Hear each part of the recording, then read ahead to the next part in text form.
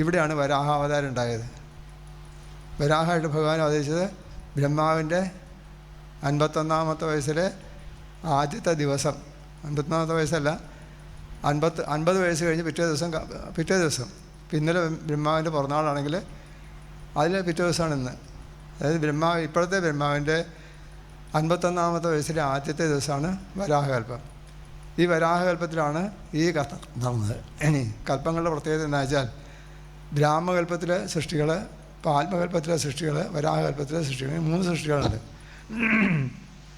ബ്രാഹ്മകൽപ്പത്തിലെ ബ്രഹ്മാവിൻ്റെ സൃഷ്ടികളൊക്കെ നമുക്ക് കാണാൻ പറ്റാത്ത സൃഷ്ടികളാണ്, സൂക്ഷ്മ സൃഷ്ടികളാണ്. കാരണം ഒരു സൃഷ്ടി നടക്കണമെങ്കിൽ 3 ശക്തികൾ വേണം. 3 ശക്തി ഉണ്ടെങ്കിൽ സൃഷ്ടി നടക്കുള്ളൂ. 1 ജ്ഞാനശക്തി, 2 ദ്രവ്യശക്തി, 3 ക്രിയാശക്തി. 3 ശക്തി വേണം. ഏത് സൃഷ്ടിക്കും 3 ശക്തി ഉണ്ടെങ്കിൽ സൃഷ്ടി ഉണ്ടാവുള്ളൂ. ജ്ഞാനശക്തി എന്ന് പറഞ്ഞാൽ ഞാൻ എന്താണോ സൃഷ്ടിക്കാൻ പോണത് ആ സൃഷ്ടിയെക്കുറിച്ച് നമുക്കൊരു അറിവ് വേണം, അല്ലേ? എന്തെങ്കിലും സൃഷ്ടിക്കുമ്പോൾ സൃഷ്ടിക്കാൻ പോകുന്ന വിഷയത്തിനെക്കുറിച്ച്, സൃഷ്ടിക്കാൻ പോകുന്ന കാര്യത്തിനെക്കുറിച്ച് നമുക്കൊരു പ്രാഥമികമായിട്ടൊരു അറിവ് വേണ്ടേ? ഇപ്പോൾ ഒരു ചിത്രകാരൻ ചിത്രം വരയ്ക്കുമ്പോൾ എന്ത് ചിത്രം വരയ്ക്കാൻ വേണമെന്ന് അറിഞ്ഞിട്ട് വേണ്ട ചിത്രം വരയ്ക്കാൻ. വരച്ച് കഴിയുമ്പോൾ പറയാം അങ്ങനെ ഒരു ചിത്രം ഉണ്ടാക്കാൻ പറ്റുമോ, അല്ലേ? ഒരു കൂട്ടാൻ വയ്ക്കണമെങ്കിലോ എന്ത് കൂട്ടാനാണ് വയ്ക്കാൻ പോകണമെന്ന് അറിയണ്ടേ? വെച്ച് കഴിഞ്ഞിട്ട് പറയാം എന്ത് കൂട്ടാൻ, അങ്ങനെ കൂട്ടാൻ ഉണ്ടാക്കി എങ്ങനെ ഇരിക്കും, അല്ലേ?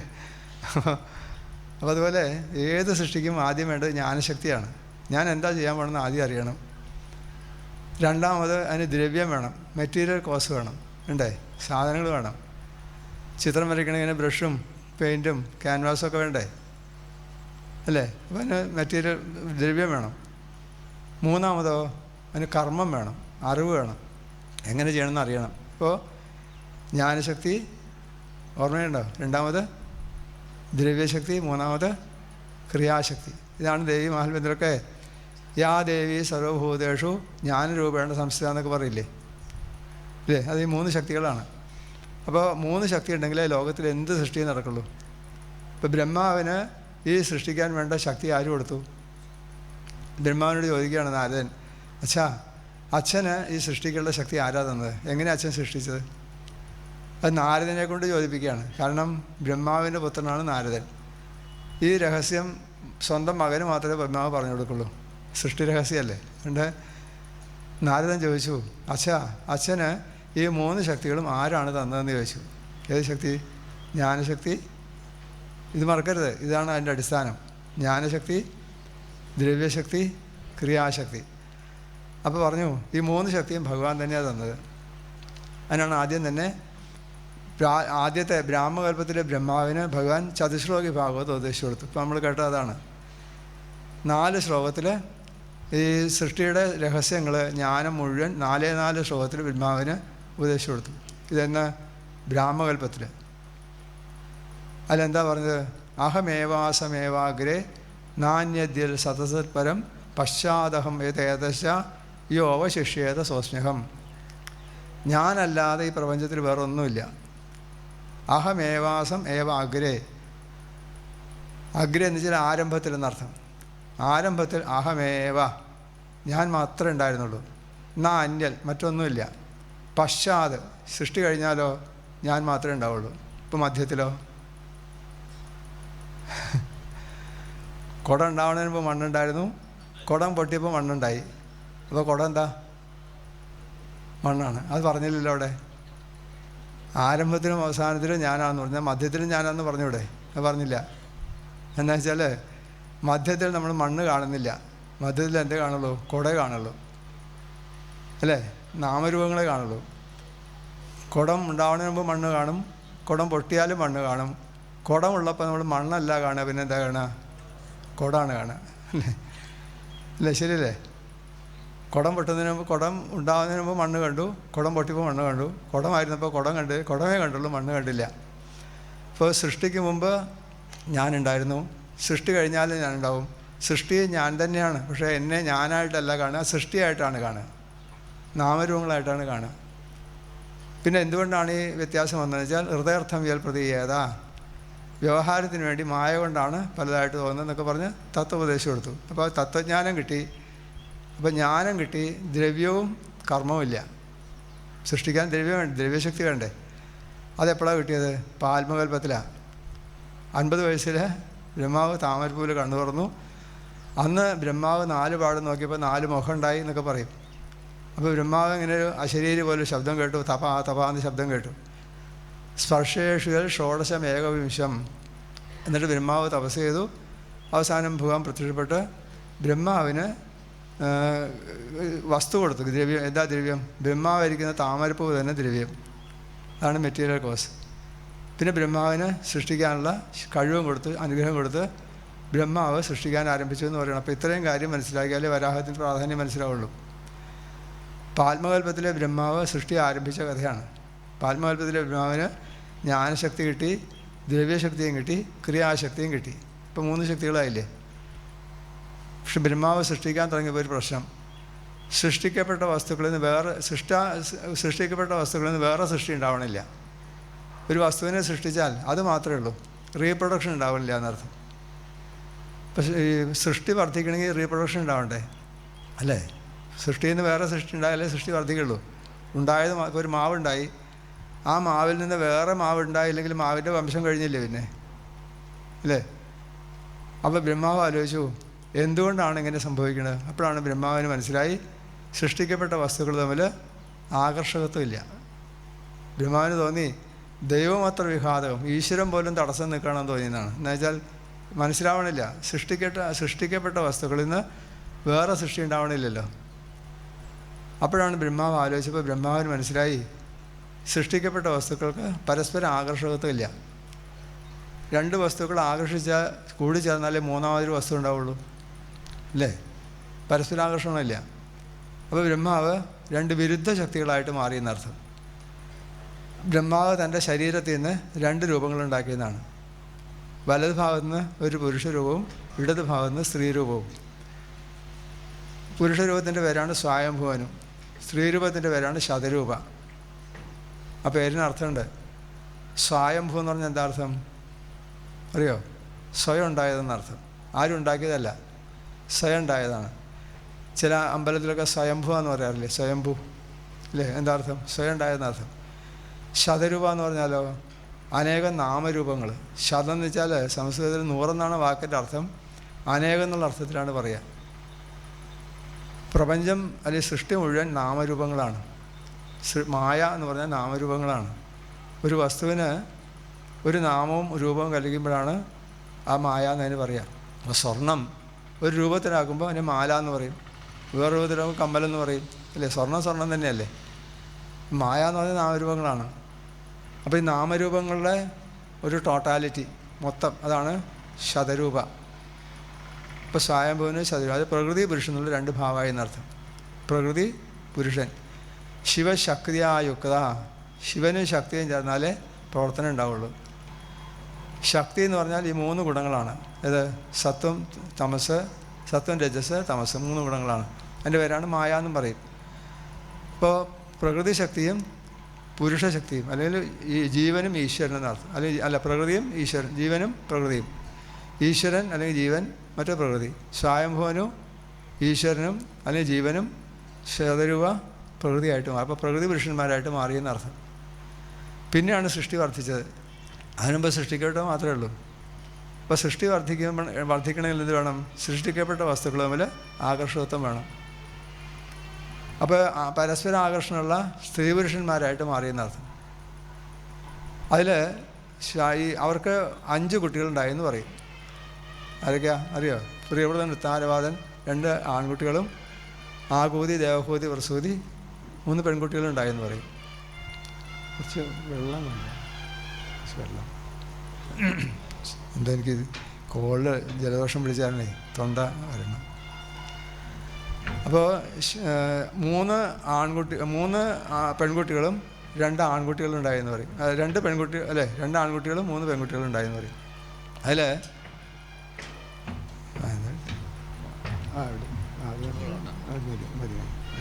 മതി അതൊന്നുമില്ല.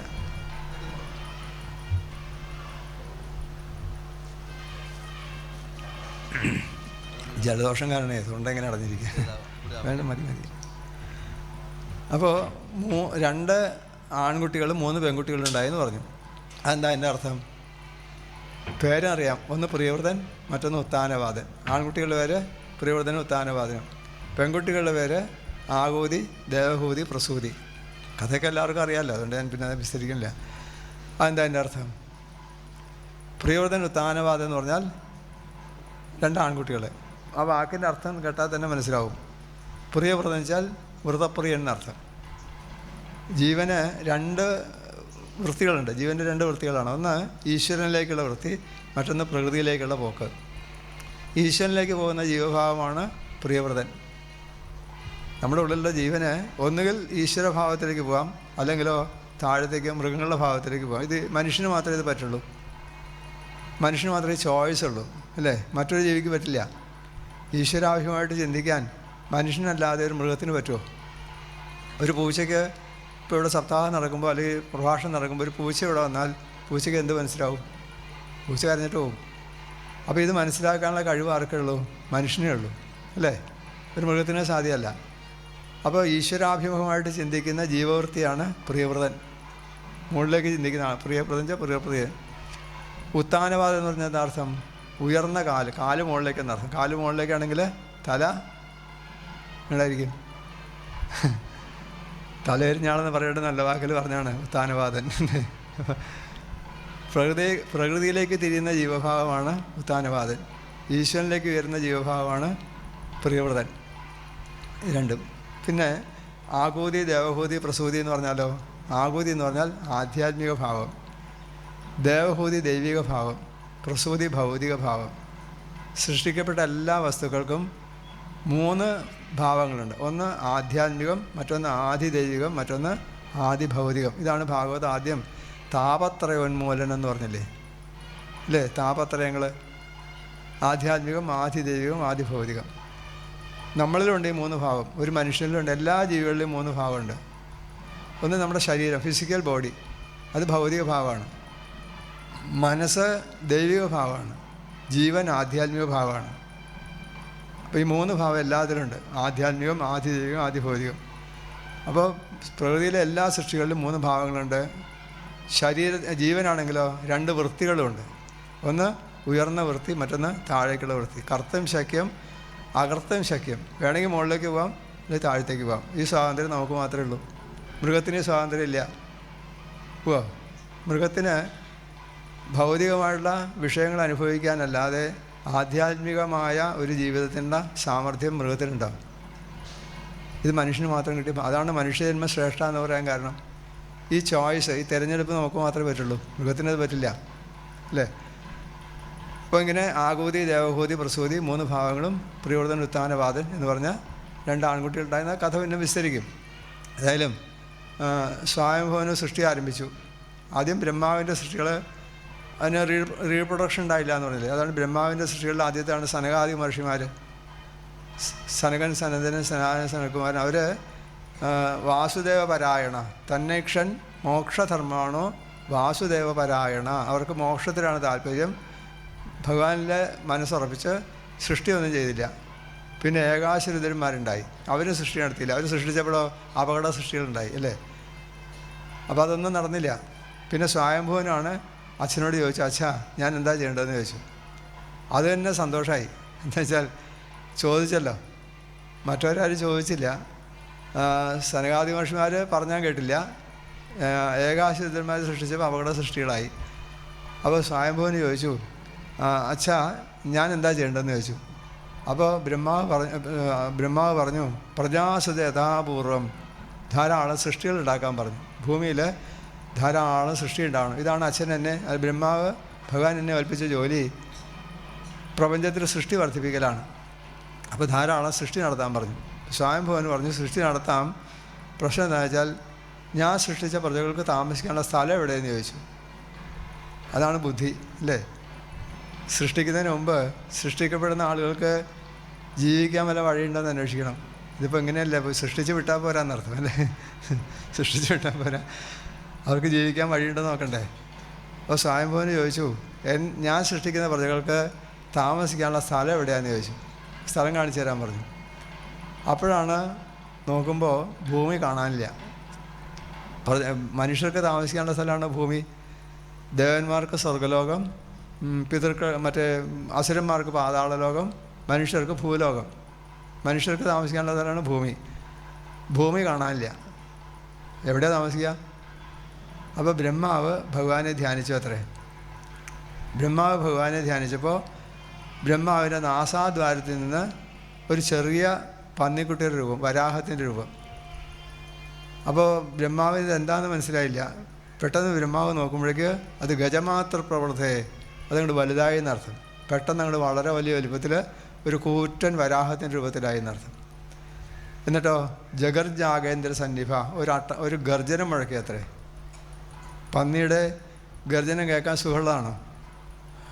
പന്നിയുടെ കരച്ചിൽ കേൾക്കാൻ സുഖമില്ല. പക്ഷേ ബ്രഹ്മാണം ഹർഷയാമാസാന്ന്, ബ്രഹ്മാവിന് ആ ശബ്ദം കേട്ടപ്പോൾ സന്തോഷം തോന്നിയെന്നർത്ഥം. അതെന്താ അങ്ങനെ? കേൾക്കാൻ ഒട്ടും സുഖമില്ലാത്ത ശബ്ദമാണ് പന്നിയുടെ ശബ്ദം അല്ലേ? പക്ഷെ ബ്രഹ്മാവിന് സന്തോഷം തോന്നി. എന്താ അറിയുക? 2-3 കാരണമുണ്ട്. ഒന്നാമത്തെ കാരണം, ആ ശബ്ദം കേട്ടപ്പോൾ തന്നെ ശക്തി മനസ്സിലായി. ആ വരാഹമൂർത്തിയുടെ ശക്തി ശബ്ദം കൊണ്ട് മനസ്സിലായി. കാരണം ഭൂമിയെ ഉദ്ധരിക്കാൻ ശക്തിയുള്ള ഒരാളാവണ്ടേ? ഭൂമിയെ ഉദ്ധരിക്കാൻ എളുപ്പമാണോ? അപ്പോൾ അത്രയും ശക്തിയുള്ള മൂർത്തിയാണ്, അത്രയും ശക്തി ഉണ്ടെന്ന ശബ്ദം കൊണ്ട് മനസ്സിലായി. ഒന്ന്. രണ്ടാമത്, ഭഗവാന്റെ ഒരു അവതാരം ആദ്യമായിട്ട് ബ്രഹ്മാവ് കാണുകയാണ്. ബ്രഹ്മാവ് ഭഗവാനെ കണ്ടത് എവിടെ? വൈകുണ്ഠത്തിലാണ് കണ്ടത്. അവതാരമൂർത്തിയായിട്ട് ഭഗവാൻ ഇപ്പോഴല്ലേ കാണുന്നത് അല്ലേ? ഭഗവാന്റെ ആദ്യത്തെ അവതാര ദർശനം, നമ്മൾ ഈ ദശാവതാരം തൊഴിലൊക്കെ പതിവില്ലേ അല്ലേ? ഈ ദശാവതാരത്തിൻ്റെ പ്രത്യേകത ഭാഗവത്തിൽ പറയും. ഭാഗവതത്തിൽ ഈ ദശാവതാര സങ്കല്പം ഇല്ല, ദശാവതാരം പറഞ്ഞിട്ടില്ല. ഭാഗവത്തിൽ അവതാരം പറയുമ്പോൾ ആദ്യം പറയുന്ന അവതാരം വരാഹാവതാരമാണ്, മത്സ്യാവതാരം പിന്നീടാണ് പറയുക. അപ്പം ഭഗവാന്റെ ഒരു അവതാരം ബ്രഹ്മാവ് ആദ്യമായിട്ട് കാണുകയല്ലേ? ഇതുവരെ കണ്ട വൈകുണ്ഠമൂർത്തിയല്ല, അവതാര രൂപത്തിൽ ഭഗവാനെ കാണുകയല്ലേ? അത് ബ്രഹ്മാവിന് സന്തോഷമായി. മൂന്നാമത് സന്തോഷിക്കാൻ ഒരു കാരണമുണ്ട്. ഇത് പുറത്ത് വന്നിട്ടാണല്ലോ വലുതായത്, മൂക്കിനകത്ത് വെച്ചെങ്ങാനും വലുതായിരുന്നെങ്കിലോ അല്ലേ? അതുകൊണ്ട് ബ്രഹ്മാണം ഹർഷയാമാസ, ബ്രഹ്മാവിന് സന്തോഷമായി. ആ വരാഹമൂർത്തിയാണ് പിന്നീട് ഈ ഭൂമി ഉദ്ധരിച്ചതാണുള്ള കഥ. ഈ വരാഹമൂർത്തി എങ്ങനെ കണ്ടുപിടിച്ചു? ഗന്ധം കൊണ്ട് കണ്ടുപിടിച്ചു എന്നാണ് പറഞ്ഞത്. ഗന്ധമാണ് ഭൂമിയുടെ ഗുണം. അതുകൊണ്ടാണ് മൂക്കിൽ നിന്ന് വരാഹം ഉണ്ടായെന്ന് പറയാൻ കാരണം. ഇനി വേറെ തത്വം എന്താ വെച്ചാൽ, സൃഷ്ടിയിൽ ഗന്ധം എന്നുള്ള ഗുണം ഭൂമിയുടേതാണ്. അതായത് പഞ്ചഭൂതങ്ങൾ 5 ആകാശം, വായു, അഗ്നി, ജലം, ഭൂമി, 5 ഉണ്ടല്ലോ. അതിൽ ഓരോന്നിനും ഓരോ ഗുണമുണ്ട്. അതിൽ ആകാശത്തിൻ്റെ ഗുണമാണ് ശബ്ദം. ആകാശത്തിന് ഒറ്റ ഗുണമേ ഉള്ളൂ, ശബ്ദം എന്നൊരു ഗുണം മാത്രമേ ഉള്ളൂ. ആകാശം എന്ന് പറഞ്ഞാൽ സ്പേസ്, നമ്മൾ കാണുന്ന മുകളിൽ കാണുന്ന ആകാശമല്ല, സ്പേസ് എന്നർത്ഥം. അപ്പോൾ ശബ്ദത്തിന് സഞ്ചരിക്കുന്ന ആകാശം വേണം. അപ്പോൾ ആകാശത്തിൻ്റെ ഗുണം എന്താണെന്ന് വെച്ചാൽ ശബ്ദമാണ്. ആകാശത്തിന് ഒരു ഗുണമേ ഉള്ളൂ, ശബ്ദം എന്നുള്ള ഗുണം മാത്രമേ ഉള്ളൂ. രണ്ടാമത് വായു ഉണ്ടായി. വായുവിന് 2 ഗുണങ്ങളുണ്ട്. ആകാശത്തിൻ്റെ ഗുണമുള്ള ശബ്ദമുണ്ട്, വായുവിൻ്റെ മാത്രം ഗുണമാണ് ഇത് എന്താ? സ്പർശം. നമ്മുടെ ശരീരത്തിൽ തൊട്ടാൽ അറിയും. ശബ്ദം തൊട്ടാൽ അറിയുമോ? ശബ്ദം നമ്മുടെ ശരീരത്തിൽ തൊട്ടാൽ അറിയില്ല, കാറ്റ് തൊട്ടാൽ അറിയും. അപ്പോൾ വായുവിന് ശബ്ദവും സ്പർശവും ഉണ്ട് ഇല്ലേ? കാറ്റടിക്കുമ്പോൾ ശബ്ദം കേൾക്കാം, തൊട്ടാൽ അറിയുകയും ചെയ്യാം. ശബ്ദം, സ്പർശം, ഇത് ഓരോന്നും അറിയാൻ നമുക്കൊരു ഉപകരണമുണ്ട്. ശബ്ദം അറിയാനുള്ള ഉപകരണമാണ് ചെവി അല്ലേ? ശബ്ദം ഉണ്ടെന്ന് നമ്മളെങ്ങനെ അറിയും? ഇപ്പം ഇവിടെ പറയുന്നത് ചെവി കേൾക്കാത്ത ഒരാൾ ഇരുന്നാൽ അറിയുമോ? അപ്പോൾ ശബ്ദം ഉണ്ടായാൽ പോരാ, ശബ്ദം അറിയാൻ നമുക്കൊരു ഇൻസ്ട്രുമെൻ്റ് വേണം, വേണ്ടേ? അതും പോരാ, അതിനുള്ളൊരു മനസ്സും വേണം. ചെവിയുണ്ട്, മനസ്സിവിടെ ഇല്ലെങ്കിലോ? ഇത് കേട്ടോണ്ടിരിക്കുമ്പോൾ മനസ്സ് വേറെ എവിടെയെങ്കിലും ആണെങ്കിലോ ഇതെന്ത് പറയും? മനസ്സിലായില്ല അല്ലേ? മനസ്സിലാവില്ല. മനസ്സിലാവണമെങ്കിൽ എന്ത് വേണം? മനസ്സവിടെ വേണം. അപ്പോൾ ശബ്ദം വേണം, ഇന്ദ്രിയം വേണം, മനസ്സ് വേണം, പോരാ, ജീവനും വേണം. കണ്ണിന് കണ്ണ്, മനമാകുന്ന കണ്ണ്, അതിന് കണ്ണായി നിന്നൊരു പൊരുളും കൂടി വേണ്ടേ? അപ്പോൾ ശബ്ദം ഉണ്ടായെന്ന് കാര്യമില്ല, ശബ്ദത്തിനെ അറിയാനുള്ള ഉപകരണം വേണം, മനസ്സ് വേണം. അതുപോലെ സ്പർശം, അതുപോലെ തന്നെ സ്പർശം ഉണ്ടെങ്കിലോ അറിയാനൊരു ഉപകരണം വേണം. ആ സ്പർശം അറിയാനുള്ള ഉപകരണമാണ് ത്വക്ക്. നമ്മുടെ ശരീരത്തിലെ ഏറ്റവും വലിയ സെൻസ് ഓർഗനാണ് ത്വക്ക്. മൂന്നാമത് എന്തുണ്ടായി? അഗ്നി ഉണ്ടായി. അഗ്നിക്ക് ആദ്യം പറഞ്ഞ 2 ഗുണമുണ്ട്. എന്ത്? ശബ്ദമുണ്ട്. തീ കത്തുമ്പോൾ ശബ്ദം കേൾക്കാം, തൊട്ടാലോ വേഗം അറിയും അല്ലേ? അഗ്നി ആകുമ്പോൾ തൊട്ടാൽ വേഗം അറിയും.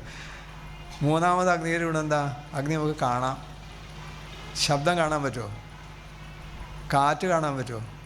അഗ്നി കാണാം. അപ്പം അഗ്നിക്ക് രൂപമുണ്ട്. രൂപം അറിയാൻ നമുക്കൊരു ഇന്ദ്രിയം ഉണ്ട്. എന്താ എന്താ കണ്ണ്. രൂപം എന്ന് പറഞ്ഞാൽ ആകൃതി മാത്രമല്ല, നിറവും പെടും.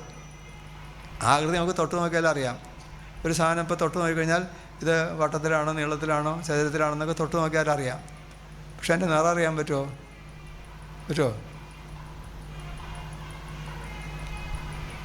നിറം, കളർ അറിയണമെങ്കിൽ എന്ത് വേണം? കണ്ണ് വേണം അല്ലേ? അപ്പോൾ രൂപം അറിയാനുള്ള ഇന്ദ്രിയമാണ് നേത്രേന്ദ്രിയം. ഇനി നാലാമതായിട്ട് ജലമുണ്ട്. ജലത്തിൻ്റെ ഗുണം എന്താ? ആദ്യം പറഞ്ഞ 3 ഗുണമുണ്ട്. ശബ്ദമുണ്ട്, സ്പർശമുണ്ട്, രൂപമുണ്ട്. നാലാമതായിട്ട് രസം. സ്വാദറിയണമെങ്കിൽ വെള്ളം വേണം. രസം അറിയാൻ നമുക്കൊരു ഉപകരണം ഉണ്ട്. അതിൻ്റെ പേരാണ് രസന. അതിൽ നിന്നുകൊണ്ട് രസന ഉണ്ടായത് അല്ലേ? രസന. രസം അറിയാനുള്ള ഉപകരണമാണ് നാക്ക്. നാക്കിൽ വെള്ളമില്ലാത്ത സമയത്ത് എന്ത് സാധനം വായിലിട്ടാലും സ്വാദം അറിയില്ല. ഇപ്പോൾ പനിയൊക്കെ പിടിച്ചിരിക്കുമ്പോൾ എന്താ സ്വാദം അറിയാത്തത് അല്ലേ? പിന്നെ ജലത്തിനൊരു രസമുണ്ട്, വെള്ളത്തിന് സ്വാദുണ്ട്. പച്ചവെള്ളത്തിൻ്റെ സ്വാദം എന്താ? മധുരമാണ്. ഇത് പറഞ്ഞാൽ പെട്ടെന്ന് മനസ്സിലാവില്ല. ഇതറിയണമെങ്കിൽ എന്ത് വേണം? ഒരു നെല്ലിക്ക് എന്നിട്ട് കുറച്ച് വെള്ളം കുടിച്ച് നോക്കണം, അപ്പോൾ അറിയാം. രസം അറിയണമെങ്കിൽ രസന വേണം. അഞ്ചാമതായിട്ട് ഭൂമി ഉണ്ടായി. ഭൂമിയുടെ ഗുണമാണ് ഗന്ധം. ഗന്ധം അറിയണമെങ്കിൽ എന്ത് വേണം? മൂക്ക് വേണം. അതാണ് ബ്രഹ്മാവിൻ്റെ നാസായാമേ വിനിശ്രുതം. ബ്രഹ്മാവിൻ്റെ മൂക്കിൽ നിന്നുണ്ടായെന്ന് പറയാൻ കാരണം അതാണ്. ഗന്ധമാണ് ഭൂമിയുടെ ഗുണം. ഭൂമിയെ അറിയണമെങ്കിൽ വരാഹമൂർത്തിയായി ഗന്ധപ്രധാനമായിട്ടൊരു അവതാരമാണ് വരാഹാവതാരം. വരാഹമൂർത്തിക്ക് ഒരുപാട് പ്രാധാന്യമുണ്ട്. നമ്മുടെ ശാസ്ത്രങ്ങളിലൊക്കെ ഈ വരാഹം എന്ന് പറഞ്ഞാൽ വാരം ആഹരതി, ജലം കുടിക്കുന്ന ജീവി എന്നർത്ഥം. വെള്ളത്തിൽ ജീവിക്കുന്നതാണ് വരാഹം. അതുപോലെ വേര് പറിക്കുന്ന ജീവി എന്നർത്ഥമുണ്ട്. വേര് കുത്തി കിടക്കുന്ന സാധനം. ഈ പന്നികളെങ്ങനെയാണല്ലോ, ഈ കൃഷിക്കാർക്കൊക്കെ പേടിയാണ് പന്നിയെ. അതിൻ്റെ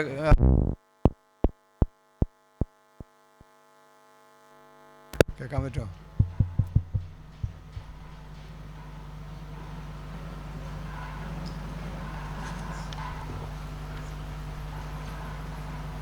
കേൾക്കാമോ? ശരി. അപ്പോൾ ഈ വരാഹോ വാരാഹാര എന്ന് പറയും. വരാഹോ വാരാഹാര. വരാഹം എന്ന് പറഞ്ഞാൽ വെള്ളം കുടിക്കുന്ന ജീവിയാണെന്നർത്ഥം. അത് വേര് പറിച്ച് കളയുന്ന ജീവിയാണ് വരാഹം. കുത്തി കളക്കുന്ന ജീവിയാണ്. കാണാറില്ലേ ചില വരാഹങ്ങളൊക്കെ വൈകുന്നേരം ആകുമ്പോൾ വെള്ളം കുടിക്കാൻ വേണ്ടി നിങ്ങൾ നിരന്നേക്കണാറില്ലേ അല്ലേ? വെള്ളം കുടിക്കാൻ നിരന്നേക്കണാറില്ലേ വരാഹങ്ങൾ അല്ലേ? അത് കുത്തി കളക്കുകയും ചെയ്യും, കുടുംബം കൊളാക്കും. വരാഹത്തിന് സ്വഭാവം. അപ്പോൾ വരാഹമൂർത്തിയായിട്ട് അവതരിച്ചത് എന്താണെന്ന് വെച്ചാൽ ജലത്തിലാണ് ഭൂമി. ജലത്തിൽ സഞ്ചരിക്കാൻ വരാഹത്തിനാണ് സ്വാതന്ത്ര്യം. അപ്പോൾ ഈശ്വരൻ ഭക്തേച്ഛോപാത്തരൂപായ, ഈശ്വരൻ ഭക്തന്മാരുടെ ആഗ്രഹം അനുസരിച്ച് അതാത് സന്ദർഭങ്ങളിൽ അതിന് യോജിച്ച രൂപം സ്വീകരിക്കുന്ന അർത്ഥം. വരാഹമായിട്ട് സ്വീകരിച്ച് ഭൂമി ഉദ്ധരിച്ചു എന്ന് പറഞ്ഞാൽ വരാഹമൂർത്തി ഗന്ധമറിയുന്ന ജീവിയാണ് വരാഹം. വരാഹമൂർത്തിയായിട്ട് ഭഗവാൻ അവതരിച്ച് ഭൂമി ഉദ്ധരിച്ചു എന്നാണ് കഥ നമുക്കറിയാവുന്ന വിസ്തരിക്കില്ല. ഇനി വരാഹം ഭൂമി ഉദ്ധരിച്ച് കൊണ്ടുവരുമ്പോഴാണ് ഹിരണ്യാക്ഷനുമായിട്ട് യുദ്ധം ചെയ്യേണ്ടി വന്നതെന്ന് പറഞ്ഞു. ഹിരണ്യാക്ഷൻ നേരിട്ടു. ഹിരണ്യാക്ഷനെ തോൽപ്പിച്ച് ഭൂമിയെ കൊണ്ടുവന്ന് യഥാസ്ഥാനത്ത് സ്ഥാപിച്ചു എന്നാണുള്ള കഥ. ഇപ്പോൾ വരാഹമൂർത്തിയുടെ പ്രത്യേകത എന്താണെന്ന് വെച്ചാൽ ഗന്ധമറിയുന്ന ജീവിയാണെന്നൊരർത്ഥം. വേറൊരു അർത്ഥം എന്താണെന്ന് വെച്ചാൽ ഈ വരാഹത്തിന് സാധാരണ വരാഹം എന്നല്ല പറയുക, യജ്ഞവരാഹം എന്നാണ് പറയുക. യജ്ഞവരാഹമാണ് വരാഹം. യജ്ഞസ്വരൂപിയാണെന്നർത്ഥം. ഈ വരാഹമൂർത്തിയുടെ ശരീരത്തിലെ ഓരോരോ അവയവങ്ങളെയാണ് യജ്ഞോപകരണങ്ങളായിട്ട് സങ്കല്പിക്കുക. വരാഹമൂർത്തിയുടെ ശരീരത്തിലെ ഉപകരണങ്ങൾ ഇപ്പോൾ മേൽപ്പത്തൂർ നാരായണത്തിൽ പറയില്ലേ, ത്വതിച്ഛന്തോ രോമസ്വ കുശകണ അല്ലേ? ആ വരാഹമൂർത്തിയുടെ ത്വക്കാണ് ഛന്ദസ്. ഛന്ദസ് എന്ന് പറഞ്ഞാൽ ഈ മീറ്റർ എന്ന് ഇംഗ്ലീഷ്, വൃത്തം എന്ന് പറയില്ലേ, മീറ്റർ. ഒരു മന്ത്രങ്ങൾക്കൊക്കെ ഛന്ദസ്സുണ്ട്. ഒരു മന്ത്രം ജപിക്കുമ്പോൾ ഋഷി, ഛന്ദസ്, ദേവത, ഇത് മൂന്നും വേണം. ഇപ്പോൾ ഒരു ഗായത്രി മന്ത്രം ജപിക്കുമ്പോൾ ഋഷി, ഛന്ദസ്, ദേവത. ഛന്ദസ് എന്ന് പറഞ്ഞാൽ അതിൻ്റെ വൃത്തമാണ്, മീറ്റർ അർത്ഥം. ഇപ്പോൾ ഗായത്രി എന്ന് പറഞ്ഞാൽ അത് മന്ത്രത്തിൻ്റെ പേരാണ്, പക്ഷേ അത് ശരിക്കും വൃത്തത്തിൻ്റെ പേരാണ്. ഗായത്രി മന്ത്രം എന്ന് പറയുമെങ്കിലും ഗായത്രി വൃത്തമാണ്. 24 മാത്രകളുള്ള വൃത്തമാണ് ഗായത്രി. ഗായത്രി ഛന്ദസ്സാണ്. ശരിക്ക് സൂര്യഗായത്രിയാണ്. അതിന് ഗായത്രി നമ്മൾ എളുപ്പത്തിൽ പറയുകയാണ്. അപ്പോൾ ഛന്ദസ് ആ വരാഹമൂർത്തിയുടെ ശരീരത്തിൻ്റെ ത്വക്കാണ് അത്ര ഛന്ദസ് വരാഹമൂർത്തിയുടെ. അതുപോലെ വരാഹമൂർത്തിയുടെ രോമങ്ങളാണത്ര ഈ കുശ, ദർഭ തുടങ്ങിയുള്ള പുല്ലുകളൊക്കെ. ഇതൊക്കെ എന്തിനാവശ്യമുള്ളതാണ്? ഛന്ദസ് മന്ത്രങ്ങൾക്ക് ആവശ്യമാണ്. ഈ കുശയും ദർഭയൊക്കെയോ യാഗത്തിന് ആവശ്യമുള്ള സാധനങ്ങളാണ്. ഇതൊക്കെ വരാഹമൂർത്തിയുടെ ശരീരത്തിലെ രോമങ്ങളാണത്ര. അതേപോലെ വരാഹമൂർത്തിയുടെ കണ്ണുകളാണത്ര ഘൃതം, നെയ്യ്, ഹോമിക്കുന്ന നെയ്യില്ലേ, വരാഹമൂർത്തിയുടെ കണ്ണുകളായിട്ടാണത്ര. അതേപോലെ തന്നെ 4 ഹോതാക്കൾ, ഹോമകുണ്ടത്തിന് 4 ഭാഗത്തിരുന്ന ഹോതാക്കളുണ്ടല്ലോ. ഇത് സതുർഹോത്രവും ഭഗവാന്റെ 4 വരാഹമൂർത്തിയുടെ 4 കാലുകളാണത്ര ഈ 4 ഹോതാക്കൾ. ഇങ്ങനെയൊക്കെ സങ്കല്പമുണ്ട്. അതുപോലെ സുർക്ക്, ഈ നെയ്യെടുത്ത് ഹോമിക്കുന്ന ഉപകരണമുണ്ട്, അതിന് വരാഹമൂർത്തിയുടെ വദനായിട്ടാണ് പറയുക. ഇങ്ങനെ വരാഹമൂർത്തിയുടെ ശരീരത്തിലെ ഓരോരോ അവയവങ്ങളെ യാഗത്തിൻ്റെ ഉപകരണങ്ങളായിട്ട് സങ്കല്പിക്കാറുണ്ട്. വരാഹമൂർത്തിക്ക് യാഗത്തിന് വലിയ പ്രാധാന്യമുണ്ട്. കേരളത്തിൽ പന്നിയൂർ എന്ന് പറയുന്ന സ്ഥലമുണ്ട്, പന്നിയൂർ കേട്ടിട്ടുണ്ട്. വരാഹമൂർത്തിയാണ് അവിടെ. കേരളത്തിൽ യാഗമൊക്കെ ചെയ്യുമ്പോൾ വരാഹമൂർത്തിയെ പ്രസാദിപ്പിച്ചിട്ടാണ് യാഗം തുടങ്ങുക. ഇപ്പോഴും അങ്ങനെയാണ്. ഇപ്പോൾ വരാഹവും യാഗങ്ങളുമായിട്ട് ബന്ധപ്പെട്ടാണ് ഈ വരാഹാവതാരം. ഈ വരാഹമൂർത്തിയാണ് യജ്ഞങ്ങളുടെ ഒരടിസ്ഥാനം. യജ്ഞവരാഹമൂർത്തിയാണെന്ന് അർത്ഥം. ഈ യജ്ഞവരാഹമൂർത്തിയാണ് ഹിരണ്യാക്ഷനെ നിഗ്രഹിച്ചതെന്നർത്ഥം. അതെന്താ ഇങ്ങനെ കഥയൊക്കെ പറയാൻ കാരണം? ഇനി ആ വാക്കിൻ്റെയൊക്കെ അർത്ഥം മനസ്സിലാക്കിയാൽ ഈ പുരാണങ്ങളിലൊക്കെ ഓരോ പേരുകളൊക്കെ പറയുന്നത് ഓരോ അർത്ഥത്തിലാണ്. വെറുതെ ഒരു പേര് പറയുകയല്ല, ഭംഗിക്കൊരു പേര് പറയുകയല്ല. ആ പേരിനൊക്കെ അർത്ഥം ഉണ്ടാവും. ഈ അർത്ഥം മനസ്സിലാക്കിയാൽ കഥയുടെ തത്വം മനസ്സിലാവും. ഇന്നത്തെ കാലത്ത് കഥ മാത്രം പറഞ്ഞ, പണ്ടൊക്കെ അങ്ങനെയാണ്. പണ്ടൊക്കെ പഴയ ആളിലൊക്കെ പറയാറുണ്ട്, കഥ പറഞ്ഞാൽ മതി, തത്വമൊന്നും പറയണ്ടെന്ന് പറയും. തത്വം പറയാൻ പാടില്ല എന്നും കൂടി പറയും. ഞാൻ ഭാഗവതം തത്വം പറയാനുള്ളതല്ല, കഥ പറയാനുള്ളതെന്നാണ് അവർ പറയുക. അത് ശരിയാണ്. പക്ഷേ ഇന്ന് കാലം മാറിയില്ലേ അല്ലേ? ഇന്നത്തെ തലമുറ വെറും കഥ മാത്രം കേട്ട് പോണവരല്ല. അവർക്ക് സംശയങ്ങളുണ്ടാവും, ചോദ്യങ്ങളുണ്ടാവും, ഇതിന് മറുപടി പറയണം. ഇപ്പോൾ ഒരു ഉദാഹരണം പറയാം. ഇപ്പം ഞാൻ പറഞ്ഞില്ലേ, ഭൂമിയെ ഹിരണ്യാക്ഷൻ തട്ടിക്കൊണ്ടുപോയി. ഇപ്പോൾ മഹർഷിമാർ ബ്രഹ്മാവൊക്കെ ഭഗവാനെ സ്തുതിച്ചു, ബ്രഹ്മാവിൻ്റെ മൂക്കിൽ നിന്ന് വരാഹമൂർത്തി അവതരിച്ചു എന്ന് പറഞ്ഞു. ഭൂമിയെ തട്ടിക്കൊണ്ടുപോയാൽ ഈ ബ്രഹ്മാവും മഹർഷിമാരൊക്കെ എവിടെ ഇരിക്കും? ഭൂമി ആണ്ടുപോയില്ലേ? ഭൂമി വെള്ളത്തിൽ ആണ്ടുപോയി. അപ്പോൾ ഈ സപ്തർഷികളൊക്കെ ഭഗവാനെ സ്തുതിച്ചു എന്ന് പറയണ്ടേ? എവിടെ നിന്ന് സ്തുതിക്കും? ഭൂമി പോയില്ലേ? ഉത്തരം പറയണ്ടേ? ഒരു കുട്ടി ചോദിച്ചാണിത്, വെറുതെ പറയല്ല. പണ്ടൊരിക്കൽ ഈ കഥ പറഞ്ഞപ്പോൾ ഒരു കുട്ടി ചോദിച്ചു, ബ്രഹ്മാവ് ഭഗവാനെ ധ്യാനിച്ചു എന്നൊക്കെ പറഞ്ഞല്ലോ. ഭൂമിയെ കാണാതായപ്പോൾ ബ്രഹ്മാവ് ധ്യാനിച്ചു. ബ്രഹ്മാവ് എവിടെ ഇരുന്നാണ് ധ്യാനിച്ചത്? ഭൂമിയില്ലല്ലോ അവിടെ. ഭൂമി പോയില്ലേ? കുട്ടിയെ ചോദിച്ചത്. ആ വായിച്ചു നോക്കി അറിയാം, സത്യലോകത്തും ജനലോകത്തിരുന്ന മഹർഷിമാരാണ് സ്തുതിച്ചത്. അവർ വേറെ ലോകത്തുണ്ട്.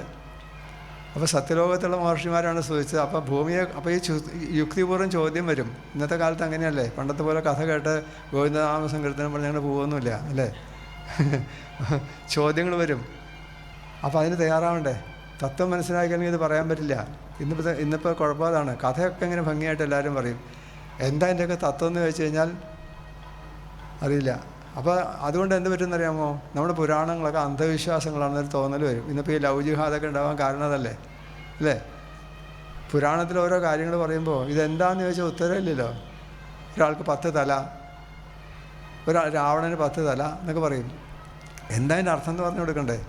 അതുപോലെ കഥകളിലൊക്കെ അങ്ങനെയാണ്. ഇപ്പോൾ ഉദാഹരണത്തിന് യശോദാദേവി ഭഗവാനെ ഉരലിൽ കെട്ടാൻ പുറപ്പെട്ടപ്പോൾ 2 അങ്കുലം കയറ് പോരാതെ വന്നു. 2 അങ്കുലം ഇല്ലേ? കഥ അറിയാമല്ലോ. എല്ലായിടത്തും 2 അങ്കുലം എന്നാണ് പറയുക. എന്നാൽ 3 അങ്കുലം എന്ന് പറഞ്ഞാൽ പോരെ? 1 അങ്കുലം എന്ന് പറഞ്ഞാൽ പോരെ? ഇത് 2 തന്നെ പറയാൻ കാരണം അതിന് അർത്ഥം ഉണ്ടാവും. അതുപോലെ ഓരോ കഥയ്ക്കും അർത്ഥം ഉണ്ടാവും. അപ്പോൾ അത് മനസ്സിലാക്കിയില്ലെങ്കിൽ, ഈ തത്വങ്ങൾ മനസ്സിലാക്കിയില്ലെങ്കിൽ കഥകൾ മാത്രം കേൾക്കുമ്പോൾ ഇതൊക്കെ എന്തോ അന്ധവിശ്വാസങ്ങളാണെന്ന് തോന്നും. മറ്റുള്ള മതക്കാർ ചോദിക്കുമ്പോൾ നമുക്ക് മറുപടി ഇല്ലാണ്ടാവും. അതാണ് ഈ കുട്ടികൾക്കൊക്കെ തെറ്റിപ്പോകണം. അതുകൊണ്ടാണ് നമ്മുടെ കുട്ടികളോട്, ഹിന്ദു കുട്ടികളോട് ആരെങ്കിലും ഈ കഥയുടെ അർത്ഥം ചോദിക്കുമ്പോൾ ആ കുട്ടിക്ക് അറിഞ്ഞൂടാ. അപ്പം അവർ പറയും, കണ്ടോ ഞങ്ങളുടെ മതത്തിൽ ഇതിനൊക്കെ അർത്ഥമുണ്ട്, നിങ്ങളുടെ മതത്തിലൊക്കെ അന്ധവിശ്വാസങ്ങളാണ്. അങ്ങനെയല്ലേ ഇതൊക്കെ ഉണ്ടാവുന്നത്? എല്ലാ കഥകൾക്കും ഉണ്ടാവും. അപ്പോൾ ഗണപതിയുടെ കഥ പറയുമ്പോൾ ഗണപതി എലിയുടെ മുകളിലിരിക്കണമെന്ന് പറയും, വാഹനം എലിയാന്ന് പറയും. അപ്പോൾ ഒരു കുട്ടി ചോദിക്കുകയാണ്, അമ്മേ ഇത്രയും വലിയ ഗണപതി ഇത്ര ചെറിയ എലിയുടെ മുകളിലിരുന്നാൽ എലിയുടെ കഥ എന്താവും? മറുപടി എന്താണെന്നറിയോ? മിണ്ടാണ്ടിരിക്കട അവിടെ നിന്ന്, വേണ്ടാത്തൊന്നും ചോദിക്കണ്ട, കുരുത്തക്കേട് മേടിക്കണ്ട. അർത്ഥം പറയാൻ നമുക്ക് സാധിക്കണം. ആ കഥ മാത്രം കേട്ടാൽ പോരാന്നർത്ഥം. അപ്പോൾ ഇവിടെ കഥ വേറെ എഴുത്തിലേക്ക് പോയി അല്ലേ? ഹിരണ്യാക്ഷൻ ഹിരണ്യകശിപു എന്ന് രണ്ടുപേരെ കഥ പറയും. ആരാ ഹിരണ്യാക്ഷൻ ഹിരണ്യകശിപുവും? വൈകുണ്ഠ ലോകത്തിലെ കാവൽക്കാരായിരുന്നു എന്നാണ് കഥ. വൈകുണ്ഠ ലോകത്തിൽ മഹാവിഷ്ണുവിൻ്റെ സമീപത്തേക്ക് എത്തണമെങ്കിൽ 7 ഗോപുരം കടക്കണം എന്നാണ് കഥ. 7 ഗോപുരം കടന്നാണ് വൈകുണ്ഠത്തിൽ വിഷ്ണു സാന്നിധ്യം അനുഭവിക്കുക. അത് യോഗ സാധനയുടെ 7 പടികളായിട്ടാണ് പറയുക.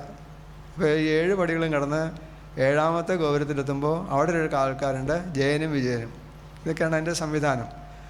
അപ്പോൾ ഒരിക്കൽ സനകാദി മഹർഷിമാർ ഭഗവാനെ കാണാൻ ചെന്നു അത്രേ.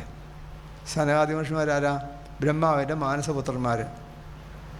ദശാർത്ഥ വയസ്സാണെന്നാണ്. ദശാർത്ഥം എന്ന് പറഞ്ഞാൽ 10ൻ്റെ പകുതി. എത്രയാ?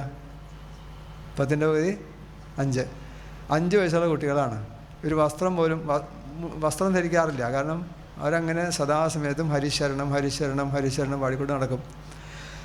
അപ്പോൾ അവർ വൈകുണ്ഠത്തിൽ ചെന്നപ്പോൾ 6 ഗോപുരത്തിലെ കാവൽക്കാരും ആദരവോടുകൂടി അവരെ കടത്തിവിട്ടു. അവർക്കറിയാം ഇവരാരാന്നറിയാം. 7ാമത്തെ ഗോപുരത്തിലെ കാവൽക്കാർ കുറച്ച് അഹങ്കാരം. അവർ പേരാണ് ജയനും വിജയനും. കുറച്ച് അഹങ്കാരമുണ്ട്. അപ്പോൾ അവർ തടഞ്ഞു. ഇങ്ങനെ വൈകുണ്ഠ ലോകത്തിൽ ഇങ്ങനെ വസ്ത്രം ധരിക്കാതെ കയറി വരാൻ പറ്റില്ല, കുട്ടികൾ കളിക്കാനുള്ള സ്ഥലമല്ല, പൊക്കോളാൻ പറയും. അപ്പോൾ സനകാദി മഹർഷിമാരുടെ മനസ്സിൽ എന്തുണ്ടായി? കാമാനുജ സഹസാദോ പ്ലുതാക്ഷ. അവരുടെ മനസ്സിൽ കാമൻ്റെ അനിയനുണ്ടായിരുന്നു. ആ വാക്ക് ശ്രദ്ധിക്കണം.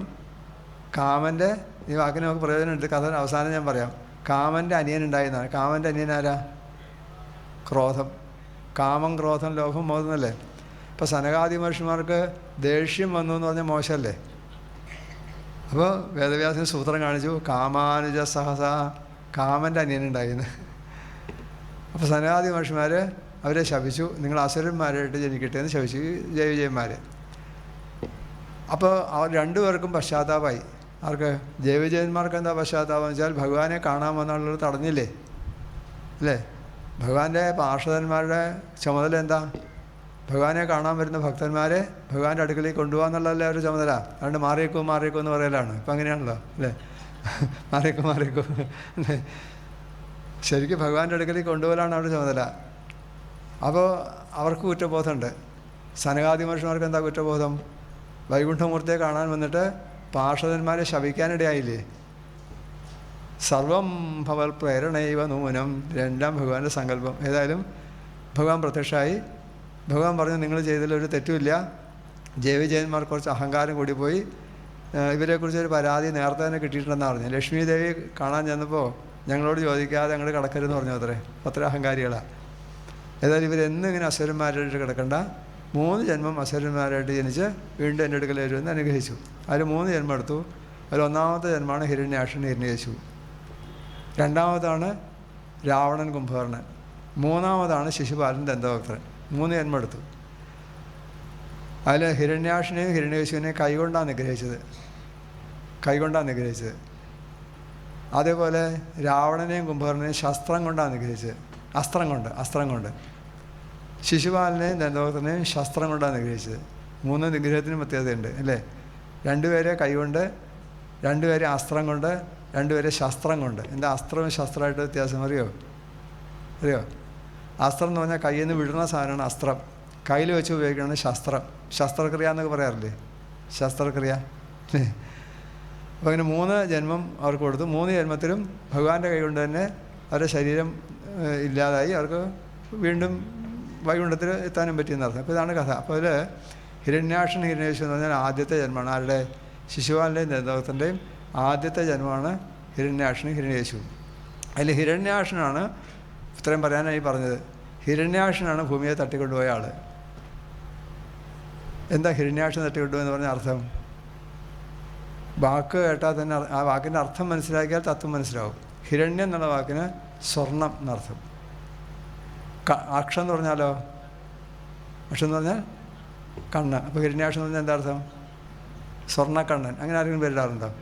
സ്വർണ്ണക്കണ്ണൻ.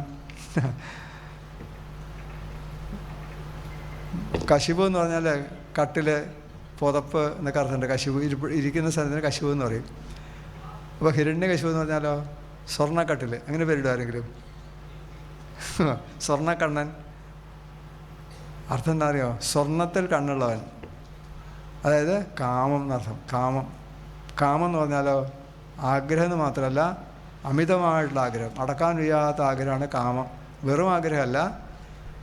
അതിന് ഇംഗ്ലീഷ് ഒരു വാക്ക് പറയും, ഗ്രീഡ് എന്ന് പറയും. ഗ്രീഡ് എത്ര കിട്ടിയാലും പോരാ, അല്ലേ? അങ്ങനെയല്ലേ ഗ്രീഡ് എന്ന് പറയാം, അല്ലേ? 10 കിട്ടിയാൽ 100 മതിയെന്നും ശതമാകൽ സഹസ്രം എന്ന് പറഞ്ഞില്ലേ? ഇതാണ് മനുഷ്യൻ്റെ അത്യാഗ്രഹം എന്ന് പറയില്ലേ, അതിൻ്റെ പേരാണ് കാമം. പുരാണങ്ങളിൽ കാമം എന്ന് പറഞ്ഞാൽ സെക്സ് എന്നുള്ള അർത്ഥത്തിലല്ല, ആഗ്രഹം എന്നുള്ള അർത്ഥത്തിലാണ്. കാമയേഷ ക്രോധയേഷ രജോഗുണ സമുദ്ഭവ. കാമക്രോധങ്ങളൊക്കെ രജോഗുണത്തിൻ്റെ പ്രൊഡക്ട്സാണ്, അതിനുണ്ടാകുന്നതെന്ന് അർത്ഥം. അപ്പോൾ മനുഷ്യൻ്റെ മനസ്സിലുള്ള കാമവാസനയാണ് ആര്? ഹിരണ്യാക്ഷൻ. ഹിരണ്യകശിപു എന്ന് പറഞ്ഞാലോ പൊസസീവ്നെസ്സാണ്, പിടിച്ചു വയ്ക്കുന്ന സ്വഭാവം, വിട്ടുകളയില്ല. കാമം, ക്രോധം, ലോഭം, ഇങ്ങനെയല്ലേ ക്രമം, അല്ലേ? കാമം, ക്രോധം, ലോഭം. ഇപ്പോൾ കാമമാണ് ഹിരണ്യാക്ഷൻ, ലോഭമാണ് ഹിരണ്യകശിപു. അപ്പോൾ ക്രോധം അവിടെ പോയി. അതാണ് കാമാനുജ സഹസാദ ഉപപിള്ളദാഷ. കാമൻ്റെ അനിയൻ ഉണ്ടായി നേരത്തെ പറഞ്ഞില്ലേ, ആണ് ക്രോധം. ആ കഥയുടെ ഘടന ഉണ്ട്. ഇതാണ് വേദവ്യാസൻ്റെ ഒരു കഴിവ്. നല്ല ബുദ്ധിയുള്ളവർക്ക് ആലോചിച്ചാലേ അർത്ഥം മനസ്സിലാവുള്ളൂ. പറയാറുണ്ട്, വിദ്യാവതാം ഭാഗവതേ പരീക്ഷ. ഒരാളുടെ അറിവ് പരീക്ഷിക്കേണ്ടത് ഭാഗവതത്തിലാണെന്ന് പറയും. ഇപ്പോൾ ക്രോധം വേറെ പറയാൻ കാരണം എന്താ വെച്ചാൽ, ക്രോധത്തിന് സ്വതന്ത്രമായി നിലനിൽപ്പില്ല. ക്രോധം ഉണ്ടാവണമെങ്കിൽ ഒരു കാരണം വേണം. കാമത്തിന് കാരണം വേണ്ട, ലോഭത്തിനും കാരണം വേണ്ട, ക്രോധത്തിന് കാരണം വേണം. വെറുതെ ആർക്കെങ്കിലും ദേഷ്യം വരുമോ? ഓ, വെറുതെ ദേഷ്യം വന്ന് വേറെ എന്താ സുഖമിടാം, അല്ലേ? വെറുതെ ദേഷ്യം വരില്ല. ദേഷ്യം വരണമെങ്കിൽ ഒരു കാരണം വേണം. അപ്പോൾ കാമം, ക്രോധം, ലോഭം, അതിൽ കാമവും ലോഭവും സ്വതന്ത്രമായിട്ട് നിൽക്കും. പക്ഷേ ക്രോധം സ്വതന്ത്രമായിട്ട് നിൽക്കില്ല, അതിനെന്തെങ്കിലും ഒരു കാരണം വേണം. അതാണ് ക്രോധം വേറെ പറയാൻ കാരണം. അപ്പോൾ കാമവും ക്രോധവും ലോഭമാണ് ഈ 3 പേര്. ക്രോധത്തിന് പ്രത്യേകിച്ച് രൂപമില്ല, അല്ലേ? കാമത്തിൻ്റെ രൂപമായിട്ടാണ് ഹിരണ്യകശിപു, ലോഭത്തിൻ്റെ രൂപമായിട്ടാണ് ഹിരണ്യാക്ഷൻ, ലോഭത്തിൻ്റെ രൂപമായിട്ടാണ് ഹിരണ്യകശിപു. ഇനി ഇവരാരുടെ മക്കളാണ്? കശ്യപൻ്റെ മക്കളാണ്. വാക്കൊക്കെ നല്ല ശരിക്കും അർത്ഥം മനസ്സിലാവും. കശ്യപൻ എന്നുള്ള വാക്കിൻ്റെ അർത്ഥം എന്നറിയാമോ? പശ്യ എന്നുള്ള വാക്ക് തേച്ചിട്ടുള്ളതാണ് കശ്യപൻ എന്നാവുക. കശ്യപ പശ്യകോയത. ഹിംസി ധാതു സിംഹശബ്ദ. ഹിംസ എന്നുള്ള ധാതുവാണ് സിംഹം എന്നുള്ള ശബ്ദമാവുക. വശകാരോ ശിവസ്മൃത. വശകാരോ ശിവസ്മൃത എന്ന് പറയും. എല്ലാത്തിനെയും വശത്താക്കുന്ന ആളായതുകൊണ്ട് ശിവൻ. പശ്യക കശ്യപോയഥ. കാണുന്നവനാണ് കശ്യപൻ. എല്ലാത്തിനെയും കാണുന്നതാണ് കശ്യപൻ. മനസ്സാണ് കശ്യപൻ എന്നർത്ഥം. എല്ലാത്തിനെയും അറിയുന്ന ആരാ? മനസ്സാണ് അറിയുക, അല്ലേ? കണ്ണ് ഒരു വസ്തുവിനെ കണ്ടാലും അത് ഇന്ന വസ്തുവാണെന്ന് ആരറിയുക? മനസ്സാണ് അറിയുക. മനസ്സ് മാത്രമല്ല, മനസ്സ്, ബുദ്ധി, ചിത്തം, അഹങ്കാരം, 4 കൂടി ചേർന്നാണ് മനസ്സ്. ഇപ്പോൾ ഒരു സാധനം കാണുമ്പോൾ ഇത് പൂവാണ്, മനസ്സിനറിയില്ല. മനസ്സിന് എന്തോ ഒരു സാധനം കണ്ടു എന്ന് മാത്രമേ ഉള്ളൂ. ഇത് പൂവാണെന്ന് ആര് തീരുമാനിക്കും? ബുദ്ധിയാണ് തീരുമാനിക്കുക. ഈ 4 ഘടകമുണ്ട്. അപ്പോൾ ഇത് 4 ചേർന്നാണ് മനസ്സ്. അപ്പോൾ അങ്ങനെ എടുക്കുക, അതിന് ഓരോന്നിനും വിസ്തരിക്കുന്നില്ല. ഇപ്പോൾ കശ്യപൻ എന്ന് പറഞ്ഞാൽ പശ്യകനാണ്, എല്ലാത്തിനെയും കാണുന്ന ആൾ. മനസ്സാണ് കശ്യപൻ. മനസ്സിന് ആദ്യം ഉണ്ടാകുന്ന ആസുരഭാവങ്ങൾ ഏതൊക്കെയാണെന്നറിയാമോ? ഒന്ന് കാമം, മറ്റൊന്ന് ക്രോധം, മറ്റൊന്ന് ലോഭം. ഇതാണ് മനസ്സിൻ്റെ ആസുരഭാവങ്ങൾ. ദൈവിക ഭാവങ്ങളാണ്, ഇന്ദ്രൻ തുടങ്ങിയ ദൈവഭാവങ്ങളാണ്. കശ്യപൻ്റെ പത്നിമാരാണ് ദിതിയും അതിഥിയും, അല്ലേ? 13 പത്നിമാരുള്ളതിൽ ദിതിയും അതിഥിയും കശ്യപൻ്റെ പത്നിമാരാണ്. ദിതി എന്ന് പറഞ്ഞാലോ ഇരുട്ട്, രാത്രിയാണ് ദിതി. അതിഥി എന്ന് പറഞ്ഞാൽ പകലാണ്. അപ്പോൾ സാത്വിക ഭാവങ്ങളും താമസഭാവങ്ങളും രാജസ്വഭാവങ്ങളും ഒക്കെ എവിടെ ഉണ്ടാവുക? മനസ്സിലാണ് ഉണ്ടാവുക. ഇതാണ് കശ്യപൻ്റെ മക്കളാണ് ദേവന്മാരും അച്ഛനൊന്നാണ്. ദേവന്മാരുടെ അച്ഛനും അസുരന്മാരുടെ അച്ഛനും 2 പേരല്ല, അമ്മ 2ആണ്, അച്ഛനൊന്നാ. അപ്പോൾ മനസ്സിൽ തന്നെയല്ലേ എല്ലാ ചിന്തകളും അല്ലെങ്കിൽ എല്ലാ വികാരങ്ങളും എല്ലാ ഗുണങ്ങളും എവിടെ ഉണ്ടാവുക? മനസ്സിലാണ് ഉണ്ടാവുക. അതാണ് കശ്യപൻ്റെ മക്കളാന്ന് പറയാൻ അർത്ഥം. ഇങ്ങനെയൊക്കെ കഥ പറഞ്ഞാൽ അർത്ഥം മനസ്സിലാവില്ല. അല്ലാണ്ട് കശ്യപന് 13 പത്നിമാരുണ്ടെന്നൊക്കെ പറഞ്ഞു കഴിഞ്ഞാൽ ഇന്നത്തെ കാലത്തെ കേസ് കൊടുക്കും, അല്ലേ? 13 പേരോ? അർത്ഥം മനസ്സിലാക്കാതെ എങ്ങനെയൊന്നും പറയരുത്. ആളുകൾ ചോദിക്കുമ്പോൾ ഉത്തരം പറയാൻ കഥ പറഞ്ഞാൽ മതി, പക്ഷെ സംശയം ചോദിച്ചാൽ പറയാറാവണം, അല്ലേ? അല്ലാണ്ട് എല്ലാം പറയണമെന്നല്ല. ആരെങ്കിലും സംശയം ചോദിച്ചാൽ കൃത്യമായ ഉത്തരം പറഞ്ഞില്ലെങ്കിൽ ഇതൊക്കെ അന്ധവിശ്വാസമാണെന്ന് തോന്നും. ഇപ്പോൾ മനസ്സിൻ്റെ 13 ഫങ്ഷൻസ്. ആധുനിക മനഃശാസ്ത്രം മനസ്സിന് പ്രധാനമായിട്ടും 2 ഫങ്ഷൻസേ പറയുള്ളൂ. സുബോധ മനസ്സും അബോധ മനസ്സും, അല്ലേ? കോൺഷ്യസ് ആൻഡ് സബ് കോൺഷ്യസ് എന്നേ പറയുള്ളൂ. നമ്മുടെ മനഃശാസ്ത്രത്തിൽ മനസ്സിന് 13 ഫങ്ഷൻസ് ഉണ്ട്, 13 വൃത്തികളുണ്ട്. അത്രയും ഡെവലപ്ഡ് ആണെന്ന് അർത്ഥം, അല്ലേ? നമ്മുടെ മനഃശാസ്ത്രം അത്രയും വികസിച്ചിട്ടുണ്ട്. ആ 13 വൃത്തികളിൽ ഒന്നാണ് സാത്വികമായിട്ടുള്ള വൃത്തികൾ. പ്രകാശം, പകൽ. മറ്റൊന്ന് ഇരുണ്ട വൃത്തികൾ, തമോ ഗുണവൃത്തികൾ. ആ തമോ ഗുണവൃത്തികളിൽ ഉണ്ടാകുന്നതാണ് ഏതൊക്കെ? കാമം, ക്രോധം, ലോഭം, മോഹം, മതം, മാത്സര്യം. ഇതൊക്കെ തമോ ഗുണവൃത്തികളാണ്. കാമയേഷ ക്രോധയേഷ രജോ ഗുണ സമുദ്ഭവ. രജോ ഗുണത്തിൽ നിന്നാണ് ഇതൊക്കെ ഉണ്ടാവുക. അപ്പോൾ കശ്യപൻ എന്ന് പറയുന്ന മനസ്സ്, ആ മനസ്സിൻ്റെ തമോ ഗുണവൃത്തികളാണ് ഏത്? ഹിരണ്യാക്ഷൻ, ഹിരണ്യേശുവൊക്കെ. അപ്പോൾ അതിൻ്റെ ആശയം മനസ്സിലായോ? അപ്പോൾ അങ്ങനെയൊക്കെ അത് മനസ്സിലാക്കണം, അല്ലാണ്ട് വെറുതെ കഥ മാത്രം കേട്ടാൽ പോരെ. അപ്പോൾ കശ്യപന് 13 പത്നിമാർ, അതിലുണ്ടാകുന്നത് ഈ പറയുന്നതൊക്കെ സൃഷ്ടികളൊക്കെ അതിലുണ്ടായതാണ്. ഒക്കെ മനസ്സിൻ്റെ സൃഷ്ടികളാണ്. സത്യത്തിൽ ഈ സൃഷ്ടികൾ മുഴുവൻ മനസ്സിൻ്റെ സൃഷ്ടികളാണ്. സത്യത്തിൽ ഇതൊക്കെ ഉണ്ടോയെന്ന് ചോദിച്ചാൽ ഇല്ല. എന്താ തെളിവ്? സ്വപ്നത്തിൽ ആരാ സൃഷ്ടിച്ചത്? ആലോചിച്ച് നോക്കുക. സ്വപ്നത്തിൽ ഇപ്പോൾ കുറുപ്പന്തറ കിടന്നുറങ്ങുന്ന ആൾ തൃശ്ശൂർ പൂരം കാണാൻ പോയി. അവിടെ ആനയും വെടിക്കെട്ടും തേങ്ങാട് മൈതാനവും കുടമാറ്റവും അല്ലേ? അതിൻ്റെ ഇടയ്ക്ക് നല്ല തണുപ്പ് വന്നപ്പോൾ നല്ല ചൂടുള്ള കാപ്പി മേടിച്ച് ഊതി കുടിച്ചു. സ്വപ്നത്തിൽ ഊതിയല്ലേ കുടിച്ചത്? ഇതൊക്കെ സ്വപ്നത്തിലുണ്ടായി. ഇതൊക്കെ ആരെ സൃഷ്ടിച്ചു? സ്വപ്നത്തിൽ തേക്കുംകാട് മൈതാനം ആരാ സൃഷ്ടിച്ചത്? എൻ്റെ മനസ്സാണ് സൃഷ്ടിച്ചത്. വിശ്വം ദർപ്പണദൃശ്യമാണ് നഗരി തുല്യം നിജ അന്തർഗതം പശ്യൻ ആത്മനിമായ അല്ലേ? എൻ്റെ മനസ്സാണ് ഇതൊക്കെ സൃഷ്ടിച്ചത്. അത് സ്വപ്നത്തിൽ സൃഷ്ടിക്കുന്ന പോലെ തന്നെ ജാഗ്രതത്തിന് സൃഷ്ടിക്കുന്നുണ്ട്. സ്വപ്നത്തിൽ സൃഷ്ടിക്കുമ്പോൾ ഓരോന്ന് ഇൻഡിവിജ്വലാണ്. ജാഗ്രതയിൽ അങ്ങനെയല്ല, കോമൺ ആണ്. എന്താ വ്യത്യാസം എന്ന് വെച്ചാൽ, സ്വപ്നം കാണുമ്പോൾ ഓരോരുത്തരും ഓരോ സ്വപ്നമാണ് കാണുക. അപ്പോൾ നമ്മളിവിടെ ഇരിക്കുന്നവരെല്ലാവരും സ്വപ്നം കണ്ടു കഴിഞ്ഞാൽ എല്ലാവരും ഒരേ സ്വപ്നം കാണുമോ? ഒരു മുറിയിൽ 10 പേര് കിടന്നുറങ്ങിയാൽ 10 പേരും ഒരേ സ്വപ്നം കാണില്ലല്ലോ. കാണുമോ? 10 പേരും 10 സ്വപ്നം കാണുള്ളൂ, പ്രത്യേകം. പക്ഷേ ജാഗ്രതയിൽ എല്ലാവരും ഒരേ കാര്യം കാണുന്നുണ്ടല്ലോ. അപ്പം ശരിയാവുമോ? രണ്ട് മനസ്സിൻ്റെ സൃഷ്ടിയാണെന്ന് പറഞ്ഞാൽ സ്വപ്നത്തിൽ എല്ലാം പ്രത്യേകമാണ്, ജാഗ്രതയിലോ എല്ലാം പൊതുവാണ്. ജാഗ്രതയിൽ ഇപ്പോൾ ഇവിടെ ഇരിക്കുന്ന ആളിൽ പല കാര്യങ്ങൾ കാണുന്നുണ്ടോ? മനസ്സുകൊണ്ട് എന്തെങ്കിലും കാണുന്നുണ്ടാവും, ഒരേ വിഷയമല്ലേ കാണുള്ളൂ. അപ്പോൾ ജാഗ്രതയിൽ എന്തുകൊണ്ട് കോമൺ ആവണം? സ്വപ്നത്തിൽ എന്തുകൊണ്ട് സെപ്പറേറ്റ് ആവണം? ഇതൊക്കെ വേദാന്തത്തിൽ വളരെ ചർച്ച ചെയ്യുന്ന വിഷയങ്ങളാണ്.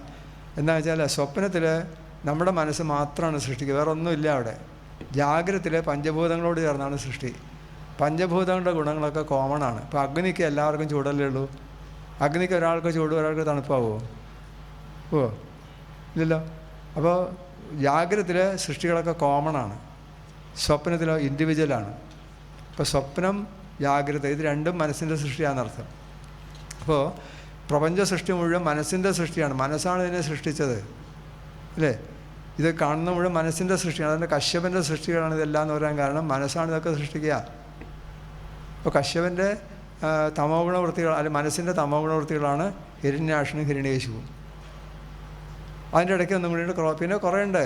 അസുരന്മാരുടെ സംഖ്യ കൂടുതലാണല്ലോ. എത്ര അസുരന്മാർ? 66 കോടിയും ദേവന്മാർ 33 കോടിയാണ് അല്ലേ? അസുരന്മാർ കുറവേ ഉള്ളൂ, അല്ല ദേവന്മാർ കുറവേ ഉള്ളൂ, അസുരന്മാരാണ് കൂടുതൽ. അതായത് തമോ ഗുണവൃത്തികളാണ് കൂടുതൽ ഉണ്ടാവുക എന്നർത്ഥം. അപ്പോൾ ഈ തമോ ഗുണവൃത്തികൾ എന്ത് ചെയ്യും? ഹിരണ്യാക്ഷൻ എന്ന് പറഞ്ഞാൽ സ്വർണ്ണത്തിൽ കണ്ണുള്ളവൻ. ഈ ഹിരണ്യാക്ഷന്മാരാണ് സകല അപകടം ഉണ്ടാക്കുക. ഇന്നിപ്പോൾ സ്വർണ്ണത്തിൽ കണ്ണുള്ളവരാണല്ലോ ജയിലിലൊക്കെ പോയി കിടക്കണം അല്ലേ? കണ്ടമാനം സ്വർണ്ണത്തിൽ കണ്ണു വെച്ചിട്ട് അവസാനം എന്തായി? ഹിരണ്യാക്ഷന്മാർ അന്നുണ്ട് ഇന്നുണ്ട് അല്ലേ? സ്വർണ്ണത്തിൽ കണ്ണു വരുമ്പോൾ ദൈവദല്യന്മാർ പോലും അസുരന്മാരായിട്ട് മാറും അല്ലേ? ദൈവദല്യന്മാരും അസുരന്മാരായിട്ട് മാറണില്ലേ? അപ്പോൾ ഈ തമോ ഗുണവൃത്തികൾ വരുമ്പോൾ കാമം വർദ്ധിക്കും. കാമം വർദ്ധിക്കുമ്പോൾ ഭൂമി അധപ്പതിക്കും.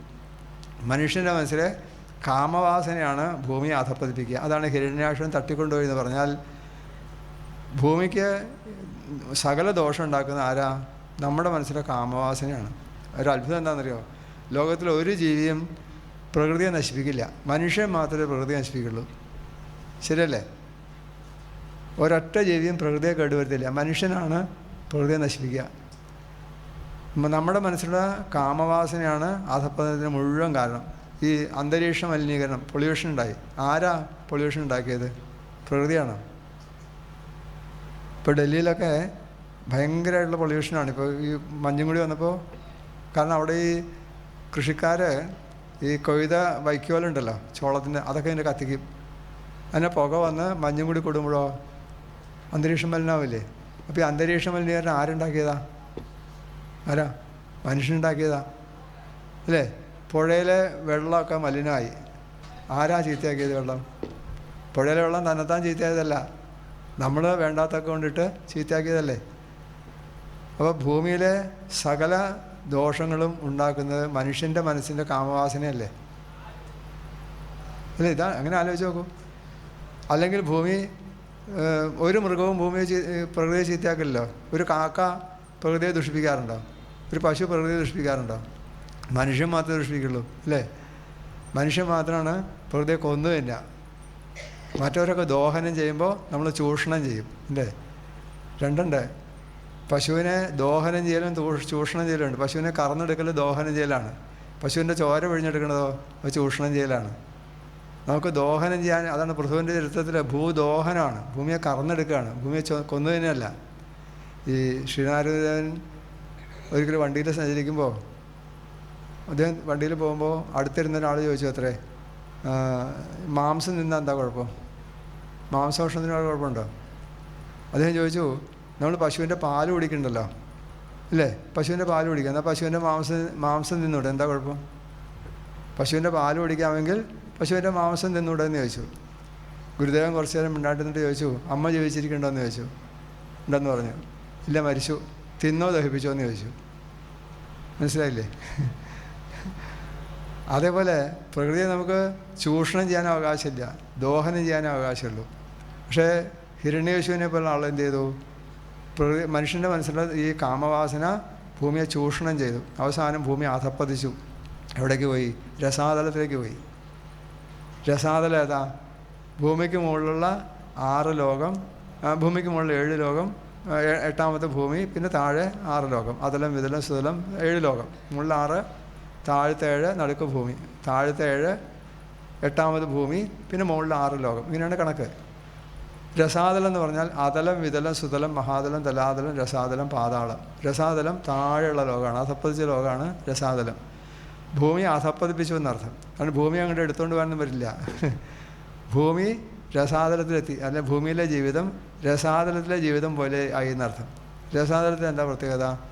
അവിടെ തമോ ഗുണ പ്രധാനമായിട്ടുള്ള സുഖങ്ങൾക്കാണ് പ്രാധാന്യം. ഇനി അതിൻ്റെ അർത്ഥം മനസ്സിലാക്കണം. നമുക്ക് എന്നിട്ട് സമയമായെന്ന് പറഞ്ഞു, 12:30 എന്നൊക്കെ.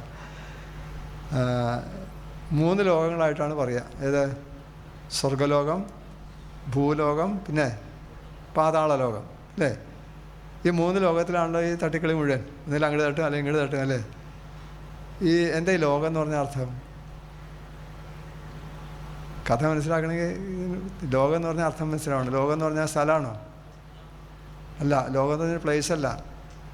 ലോകം എന്ന് പറഞ്ഞാൽ ഒരു എന്താ പറയുക, ഒരു അനുഭവമണ്ഡലം, ഒരു ഫീൽഡ് ഓഫ് എക്സ്പീരിയൻസ്. അതാണ് ലോകം. നമ്മുടെ അനുഭവമണ്ഡലമാണ് ലോകം.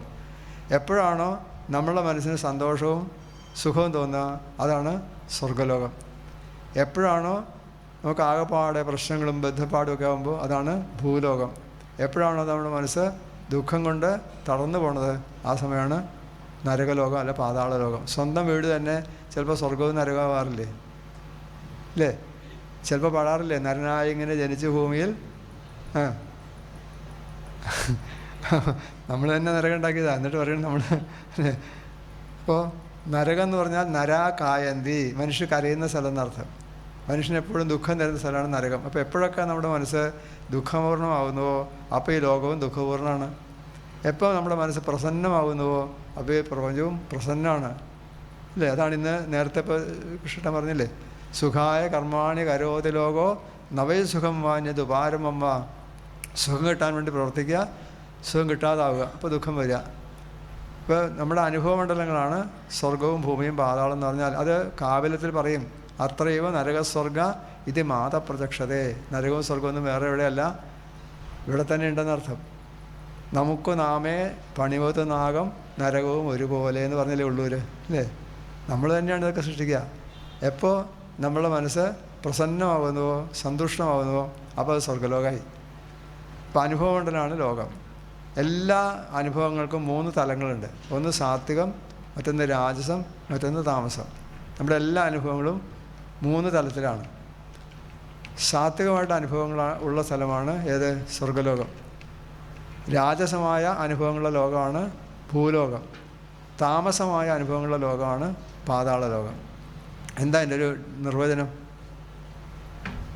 സാത്വികമായിട്ടുള്ള അനുഭവങ്ങളെന്ന് പറഞ്ഞാൽ അനുഭവ സമയത്തും സുഖമാണ്, അനുഭവത്തിന് ശേഷവും സുഖമാണ്. ഇതാണ് സാത്വികം. ശ്രദ്ധിച്ച് മനസ്സിലാക്കുക. അനുഭവിക്കുമ്പോൾ സുഖമാണ്, അനുഭവം കഴിഞ്ഞാലും അതിൽ നിന്ന് സുഖം ഉണ്ടാവുള്ളൂ, ദുഃഖം വരില്ല. ഉറപ്പുള്ള കാര്യമാണ്. അതിന് സുഖം ഒരിക്കലും ദുഃഖം വരില്ല. 100% അനുഭവിക്കുന്നത് സുഖമാണ്, അനുഭവം കഴിഞ്ഞാലും സുഖമാണ്. ഇതാണ് സാത്വികമായിട്ടുള്ള ലോകം എന്ന് പറഞ്ഞാൽ. തുടങ്ങാറായോ? എന്താ പരിപാടി? ഇങ്ങനെയുള്ള വിഷയമൊക്കെ പറയുമ്പോൾ നല്ല കോൺസെൻട്രേറ്റ് ആയിട്ട് കേൾക്കണം. അതിൻ്റെ ഇടയ്ക്ക് വേറെ വിഷയം വന്നു കഴിഞ്ഞാൽ പിന്നെ ശ്രദ്ധ പോകും. കാരണം ഇത് നമ്മളൊരു കണ്ടിന്യൂഷനാണ്. എവിടെയെങ്കിലും ഒരു ലിങ്ക് വിട്ടുപോയാൽ പിന്നെ ആ കണക്ഷൻ കിട്ടില്ല. അതാണ് വിഷയം. അപ്പോൾ സാത്വികമായിട്ടുള്ള അനുഭവം എന്ന് പറഞ്ഞാൽ അനുഭവ സമയത്തും അനുഭവത്തിന് ശേഷവും സുഖമാണെന്ന് ഉറപ്പുള്ളതാണ് സാത്വികം. ഇപ്പം ഉദാഹരണത്തിന് ഇപ്പോൾ നാമം ജപിക്കുക. നാമം ജപിച്ചിട്ട് കഷ്ടപ്പാടായി എന്ന് ആരെങ്കിലും പറയാറുണ്ടോ? ഇപ്പോൾ ഭാഗവതം കേട്ടിട്ട് കഷ്ടത്തിലായി പറയാറുണ്ടോ? അപ്പോൾ ഭാഗവതം കേൾക്കുമ്പോൾ സുഖമാണ്, അത് കേട്ട് കഴിഞ്ഞാലും അതിൻ്റെ റിസൾട്ടും സുഖമല്ലേ? അതിന് സംശയമില്ലല്ലോ. 100% ഗ്യാരണ്ടിയാണ് അല്ലേ? അതാണ് സാത്വികമായിട്ടുള്ള അനുഭവങ്ങൾ. താമസാനുഭവങ്ങൾ അങ്ങനെയല്ല. അനുഭവിക്കുമ്പോൾ സുഖമായിട്ട് തോന്നിയാലും അനുഭവശേഷം ദുഃഖമായിട്ട് വരുള്ളൂ. ഒരിക്കലും അത് സുഖം കിട്ടില്ല. 100% ദുഃഖമേ വരുള്ളൂ. അങ്ങനെ ഉറപ്പുള്ള എല്ലാ അനുഭവങ്ങളുണ്ട്. ഇത് അനുഭവിക്കുമ്പോൾ സുഖമാണെങ്കിലും അനുഭവശേഷം ദുഃഖമാണ്. ഉദാഹരണത്തിന് ചില ആളുകൾ ചില സാധനമൊക്കെ കഴിച്ച് സുഖം അനുഭവിക്കാറുണ്ട് അല്ലേ? ചില കഴിച്ചിട്ട് ചായ കുടിച്ചാൽ പോരാ, ചായയുടെ ഒരു അക്ഷരം കൂടി വേണം, അങ്ങനത്തെ ആളുകളില്ലേ അല്ലേ? അപ്പോൾ അവരോട് ചോദിച്ചാൽ പറയും ഇതിൻ്റെ സുഖം നിങ്ങൾക്ക് അറിഞ്ഞുകൊണ്ടായിട്ടാ, വേണമെങ്കിൽ ഒന്ന് കഴിച്ചു നോക്ക് അല്ലേ? പക്ഷെ അതിൻ്റെ സുഖം എന്താണെന്ന് നമുക്കറിയാം. വസ്ത്രം പോലും ഇല്ലാതെ വാസോയതാ പരിഹൃതം മധുരാമത എന്ന് പറഞ്ഞില്ലേ? ജപ്പാനിൽ കഴിഞ്ഞ ദിവസം എവിടെ വായിച്ചു, ഒരാളുടെ വായിക്കകത്തേക്ക് ഒരു പാമ്പ് കയറിപ്പോയി അത്രേ. അതിന് സുഖം അനുഭവിച്ച് കിടക്കായിരുന്നു വായും പൊളിച്ച്. അപ്പോൾ അത് സുഖമല്ലെന്ന് വെച്ചാൽ സുഖമാണ്. എപ്പോൾ അനുഭവിക്കുമ്പോൾ സുഖമായിരിക്കും, പക്ഷെ റിസൾട്ടോ ഒരിക്കലും സുഖം ഉറപ്പല്ലേ? ഗ്യാരണ്ടിയാണ്, ദുഃഖമേ വരുള്ളൂ. അപ്പോൾ ഇതൊക്കെ താമസമായിട്ടുള്ള സുഖങ്ങളാണ്. രാജസ സുഖങ്ങളുണ്ട്. അതെന്താ? അനുഭവിക്കുമ്പോൾ സുഖമായിരിക്കും, അതിൻ്റെ റിസൾട്ട് എന്താണെന്ന് പറയാൻ പറ്റില്ല. ചിലപ്പോൾ സുഖമാവാം, ചിലപ്പോൾ ദുഃഖമാവാം. രണ്ടിനും ചാൻസ് ഉണ്ട്. അതാണ് ഈ ഭൂമിയിലെ ജീവിതം. ഭൂമിയിൽ നമ്മൾ ചെയ്യുന്ന കർമ്മങ്ങളൊക്കെ സുഖത്തിന് വേണ്ടിയിട്ടാണ് ചെയ്യുക. പക്ഷെ സുഖമാവുന്ന ഉറപ്പുണ്ടോ? അല്ലേ? ഭക്ഷണം കഴിച്ചു, നല്ല ഭക്ഷണം, സ്വാദുള്ള ഭക്ഷണം കഴിച്ചു സുഖമാവാൻ വേണ്ടി. പക്ഷേ ചിലപ്പോൾ അത് വയറിന് പിടിച്ചില്ലെങ്കിലോ? ഒക്കെ ഇപ്പോൾ കുട്ടികളെ വളർത്തി കുറച്ച് കഴിഞ്ഞാൽ കുട്ടികൾ തിരിച്ചടിക്കാൻ തുടങ്ങിയാലോ? അങ്ങനെ വരാറില്ലേ? അപ്പോൾ അതെങ്ങനെയോ, എന്താ ഗ്യാരണ്ടി? അപ്പോൾ ഈ സുഖങ്ങൾക്കൊന്നും ഒരു ഉറപ്പില്ല. ചിലപ്പോൾ സുഖമാവാം, ചിലപ്പോൾ ദുഃഖമാവാം. അത് മിശ്രമാണെന്നർത്ഥം. അതിന് രാജസായിട്ട് പറയും. ഈ 3 അനുഭവ മണ്ഡലങ്ങളാണ് 3 ലോകങ്ങളായിട്ട് പറയുക. ഇങ്ങനെയൊക്കെ മനസ്സിലാക്കിയാൽ. അല്ലാണ്ട് ഭൂമിയുടെ മുകളിലൊരു ലോകം ഉണ്ടോ എന്ന് ചോദിച്ചാൽ ഉണ്ടോ അങ്ങനെ ലോകം? ആരെങ്കിലും പോയിട്ടുണ്ടോ? ഭൂമി കുഴിച്ച് എന്നാൽ പാതാളത്തിലെത്തുമോ? ഭൂമി ഒരു ഗോളമല്ലേ? കുഴിച്ചാൽ നേരെ അപ്പുറത്തല്ലേ? ഒരു പന്തിമ ഒരു നാരങ്ങ എടുത്ത് ഒരു ഇറുക്കിലെങ്ങനെ കുത്തി കഴിഞ്ഞാൽ നേരെ എതിർവശത്തല്ലേ വരുള്ളൂ. ഭൂമി കുഴിച്ചാൽ പിന്നെ പാതാളത്തിലെത്തുമോ? അതൊക്കെ യുക്തിക്ക് നിരക്കാത്ത കാര്യങ്ങൾ പറയരുത്. അപ്പോൾ യുക്തി കഥയായിട്ട് പറയാം, പക്ഷെ തത്വം കൂടി പറയണം. അപ്പോൾ ഇതൊക്കെ നമ്മളുടെ ജീവിതത്തിൽ ഉണ്ടാകുന്ന 3 അനുഭവ മണ്ഡലങ്ങളാണ് സാത്വികം, രാജസം, താമസം. ഇതാണ് സ്വർഗം, ഭൂമി, പാതാളം എന്നൊക്കെ പറഞ്ഞാൽ. വേറെ എവിടെയല്ല. അതിൽ മനുഷ്യൻ്റെ മനസ്സിലെ ഈ കാമവാസന ഭൂമി അങ്ങോട്ട് കൊണ്ടുപോകും, താഴേക്ക് കൊണ്ടുപോകും. അതാണ് ഹിരണ്യാക്ഷൻ തട്ടിക്കൊണ്ടുപോയി എന്ന് പറഞ്ഞ അർത്ഥം. മനുഷ്യൻ്റെ കശ്യപൻ എന്ന് പറഞ്ഞ മനസ്സാണ്. കശ്യപൻ്റെ പുത്രന്മാരാണ് ഹിരണ്യാക്ഷൻ, ഹിരണ്യേശ്വരൊക്കെ. അതിൽ തമോ ഗുണം അല്ലെങ്കിൽ കാമമാണ് ഹിരണ്യാക്ഷൻ.